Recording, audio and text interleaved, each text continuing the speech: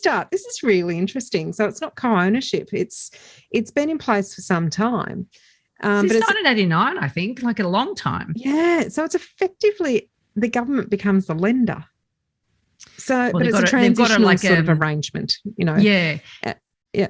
So they've got sort of like a government, I don't know, it's sort of like they don't say it's the government lending you the money, but it's a government department that oversees the government institute. The structure of it I'm a bit lost on, but anyway, it's not meant to be that you borrow from them and then you pay back that entire loan with that institution. It's meant to be transitional, meaning that once you qualify for a traditional loan, you'd refinance and get out of there and they'd make the money available for somebody else. So it's all designed to get people into the property market. It's a bit of a stepping stone, isn't it? We talk about stepping stone strategy and we have a tutorial on it, but it is a little bit of a stepping stone from the point of view that you need a minimum of 2% deposit, and that means you don't have to pay LMI. You do not have to be a first home buyer. You just can't own one right now. So, we talked about this almost lost sort of buyer pool, this cohort that have owned properties and for whatever reason they are out of a property at the moment, whether it be relationship breakdown or, they just had to, maybe they've been overseas, moved back, maybe they're new to Australia. So you don't have to be a first home buyer in Australia. You just can't own a property right now. Does that mean you can actually sell?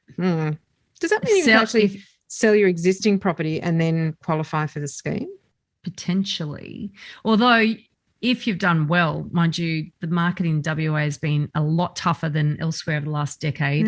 They may not have done well, but if you've done well, then you won't need the scheme. This is for people with a very low deposit. So its idea is to get them into the market. They do have, it's only owner-occupier, so you have to reside in WA and going to live in the property. Income limits do apply. It doesn't have to be new or exist. It can be new or existing, Veronica, which we love. Existing. But you know what's sort of interesting? That is a really good part. And I haven't got into what the income limits are for this, because what is really interesting, we have the link there. You can go and have a look for yourself.